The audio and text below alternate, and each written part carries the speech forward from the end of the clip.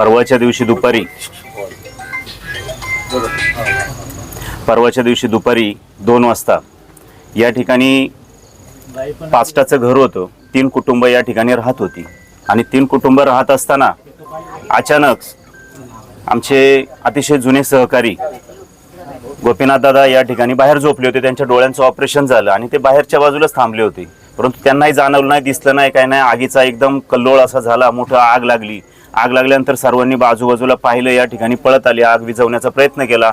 टिपाड भरलेली होती, टिपाडने त्या ठिकाणी पाणी ओतून विझवण्याचा प्रयत्न केला, परंतु या सर्व करत असताना अक्षरशः त्या ठिकाणी ती विझू शकले नाही. दुपारचं ऊन कडक होतं आणि त्या कडक उन्हामध्ये अक्षरशः आगीचे धूर त्या ठिकाणी झाले. त्याच्यानंतर बाजूला सिलेंडर होती. 3 कुटुंब असल्या कारणाने त्या ठिकाणी 3 घरात 3 सिलेंडर होती. कार्यकर्ते आले आमचे सगळे, त्यांनी 2 सिलेंडर बाहेर काढले, पण एक सिलेंडर काढता काढता त्याचा एवढा मोठा प्रचंड स्फोट झाला की त्या सिलेंडरचे अक्षरशः 2 तुकडे झाले. जवळजवळ 30 ते 35 फुटावरती सिलेंडरचे तुकडे उडून बाहेर पडले. त्या ठिकाणी शेगडी होती, ती शेगडी अक्षरशः झाडावरती जाऊन अडकली. आजूबाजूला गायी होत्या. गायीचं अक्षरशः आत्ताच त्यांनी सांगितलं 60, 70, 80% आसपास येईल. मी स्वतः परवाच्या दिवशी येऊन पाहिलं. मी त्यावेळेला इथे नव्हतो, परंतु नारंगावला असल्या कारणानं त्या ठिकाणी मी लगेच तलाठी भाऊसाहेबांना फोन केला. ते वडगाववरून नारंगावला निघाले होते. नारंगावच्या जवळ असताना सुद्धा मी रिक्वेस्ट केली आणि लगेचच्या लगेच तलाठी भाऊसाहेबांना या ठिकाणी पंचनामा करण्यासाठी पाठवलं. ते या ठिकाणी आले, पंचनामा केला. त्याच्यानंतर पंचनाम्याची प्रत सुद्धा काल सकाळीच त्यांनी लगेच तहसील कार्यालयामध्ये दिली. असं करत असताना या कुटुंबाचं खूप मोठी अशी आर्थिक हानी झालेली आहे. आणि हे करत असताना दादांनी आत्ता या ठिकाणी बोलून दाखवलं मी माझ्या पद्धतीने काय मदत करायची. मागील 3 दिवसापासून माझं कनेक्टिव्हिटी सारखी दादांशी चालू होती, वाणी साहेबांशी चालू होती. हे करत असताना परवाच्या दिवशी बिबट तालुक्यातलं बिबट नष्ट म्हणजे या ठिकाणी तो कमी व्हावा यासाठी दादा प्रयत्न करत होते. 8 दिवस आंदोलन चालू होतं. रस्त्याच्या बाजूला तंबू उभारला. आम्ही 4 तास दादांबरोबर होतो. हा माणूस अंगामध्ये 103 अंश सेल्सिअस तापमान असताना सुद्धा रात्रीचा त्या ठिकाणी बसून होता. कोणी माणूस बसणार नाही, कोणीच बसणार नाही. आपण आपल्या घरामध्ये आतमध्ये जाऊन झोपू, पण अक्षरशः उघड्यावरती तंबूमध्ये हा माणूस 8 दिवस त्या ठिकाणी बसून त्या ठिकाणी उपोषण करीत होते.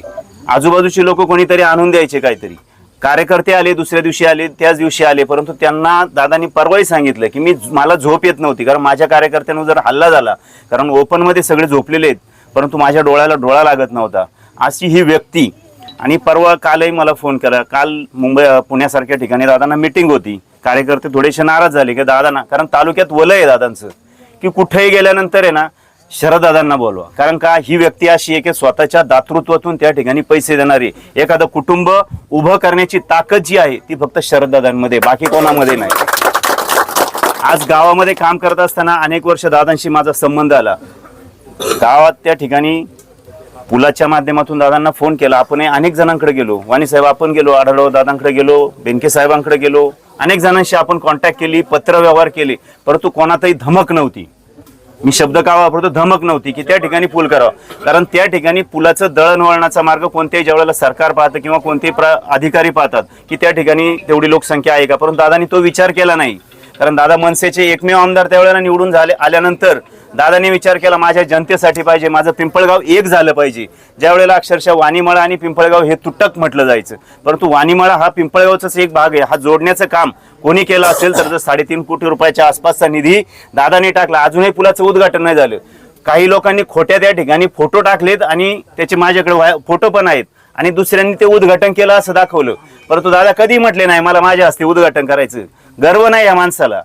तेच करत असताना पहिल्याच निवडणूक झाल्यानंतर मागच्या वेळेला पहिला फंड मला दादांनी 5 लाख रुपये लगेच दिला. 2 मिनिटांमध्ये लगेच पत्र घेऊन जा.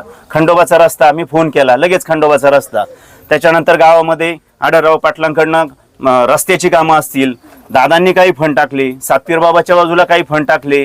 अशी एक ना अनेक हे करत असताना गावातली महिला असतील किंवा कोणालाही जवळजवळ मला वाटतं दादा आमदार नसताना सुद्धा शांताराम वराडी त्यावेळेला आजारी होते. ते गेल्यानंतर त्या ठिकाणी दादांनी त्यांच्या नावावरती आपल्या गावामध्ये पैसे टाकले. अजूनही ते फंडच्या रूपाने ती अतिशय रक्कम त्यांच्या कुटुंबाला उपयोगी पडेल अशी रक्कम टाकली. आमचे सुनीताबाई वाणी या सुद्धा त्या ठिकाणी आजारी असताना सुद्धा दादांनी 1 रुपया सुद्धा न घेता त्या ठिकाणी आळेपाट्याला जवळजवळ 2.5 लाख रुपयाचं ऑपरेशन दादांनी मोफत करून दिलं. अशी एक ना अनेक जी कामं बाहेर गेल्यानंतर आपण पाहतो. आता त्या दिवशी महिला आपण ज्यावेळेला सावरगावला कार्यक्रम केला, अक्षरशः महिलांच्या डोळ्यात पाणी येत होतं. की असा भाऊ आम्हाला तालुक्यामध्ये लाभला पाहिजे. परंतु गेल्या वेळेला मला सगळ्यांना विनंती करायची आहे का, मागच्या वेळेला जी चूक झाली, आपण 3.5 कोटी रुपयाचा पूल जवळजवळ 4-4.5 कोटी रुपयाची कामं पिंपळगाव मध्ये आणली. मला खूप दुःख झालं. दादा मला बोलतात, राजू शेठ एवढी 4.5 कोटी रुपयाची कामं तुम्हाला दिली असताना मला पिंपळगाव मध्ये 3 नंबरचं मतदान. आम्ही खूप प्रयत्न केले आणि त्या ठिकाणी अक्षरशः लोकांनी काहींनी भावनिक केलं, रडलेत. आणि त्यानंतर भावनिक झाल्यानंतर लोकांच्या महिला असतील, गावातल्या महिला असतील, भावनिक झाल्या. परंतु ती चूक मला विनंती करायची, तालुक्यानी आणि गावानी, प्रत्येक गावानी विचार करा की जो माणूस रात्री, आता आलेत 9-9:30 वाजलेत तरी या ठिकाणी ते आलेत. मला शब्द दिला होता किती वाजू द्या, मी येणार म्हणजे येणार. आणि त्या ठिकाणी आज आलेत. या कुटुंबावरती जो आज हा अतिशय प्रसंग झाला, या प्रसंगाला दादांनी या ठिकाणी सगळ्यांच्या समोर आता सांगितलेलं आहे काय काय मदत केलेली. आणि अशीच मदत दादांकडनं राहणार. आपले जे रस्ते राहिलेत किंवा काय राहिलेत ते आपण निश्चित करून घेणार आहे. दादा आमदार असते ना, सगळे रस्ते गावातले सगळे रस्ते डांबरीकरण झाले असते, एवढी 100% झाली असते एवढी मी.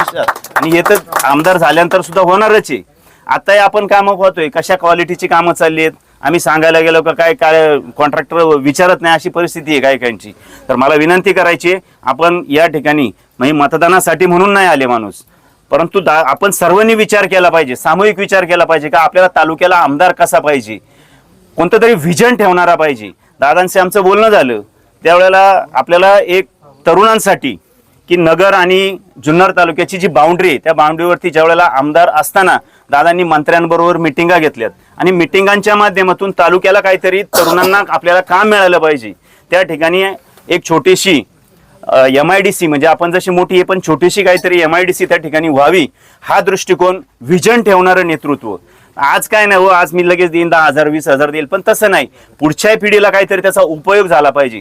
जगातला सगळ्यात मोठा पुतळा बांधतायत, सोन्याचं मंदिर राजांचं होणार आहे. कोण बांधतंय हो, किती जणांनी मदत केली. आपण 1 रुपया अजून देऊ शकलो नाही. आपण देणार हे निश्चित आहे, परंतु हे व्हिजन आणि तालुक्यासाठी बिबट्यासाठी पर्यटन तालुका केलाय, तो बिबट्याचा काहींनी गल्लत केली. त्याच्यामध्ये काय गल्लत केली का, दादांनी बिबट सफारी या ठिकाणी आणली आणि बिबट्या मुक्त करायला निघालीत. परंतु याच्यामध्ये सर्वांना विनंती करायची, याच्यात राजकारण आणू नये. लाईटच्या बाबतीत दादांनी बिबट्याचं जे आता उपोषण केलं किंवा त्या ठिकाणी उपोषण केल्यानंतर ज्या वेळेला तहसीलदारांनी कलेक्टर साहेबांनी दिवसे साहेबांनी त्या ठिकाणी बोलवलं आणि मीटिंगमध्ये सर्वपक्षीय कार्यकर्ते घेऊन गेले. दादा फक्त गेले नाही का माझेच कार्यकर्ते घेऊन जा किंवा वाणी साहेब पत्रकार आहे किंवा अजून पत्रकार असं कोणाला घेऊन गेले नाही. त्या ठिकाणी सर्वपक्षीय कार्यकर्ते नेले आणि त्या ठिकाणी व्हिजन ठेवलं. आज तालुक्यामध्ये आपल्याला रात्रीची लाईट जी यायची ती दादांमुळं दिवसा यायला लागणार आहे, कारण आपल्याला शेतीसाठी पाणी द्यायची ती आता दिवसा मिळणार आहे. तसेच आपत्कालीन निधी मिळणारे, टास्क फोर्स मिळणारे, अशी एक ना अनेक कामं दादांच्या माध्यमातून या ठिकाणी होत आहेत. आताच या ठिकाणी बघा दादांच्या समोर प्रात्यक्षिक आहे आपल्या. शरद दादा, शरद दादा, शरद दादा तुम आगे बढ़ो, हम तुम्हारे साथ हैं. शरद दादा तुम आगे बढ़ो, हम तुम्हारे साथ हैं.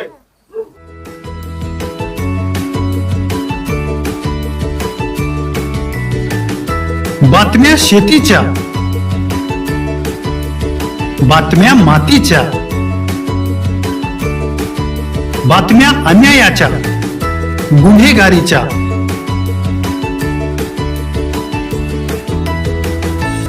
राजकारणाच्या आणि समाजकारणाच्या, शोषणाविरुद्ध बुलंद आवाज, जनसामान्यांच्या हुंकाराची गाज, सत्कार्याला प्रोत्साहन, दुष्कृत्याला अनुशासन, निर्भीड, निस्पृह, सडेतोड, बेधडक आणि रोखटोक म्हणजेच विघ्नहर टाइम्स. शोध बातमीचा, ध्यास सत्याचा.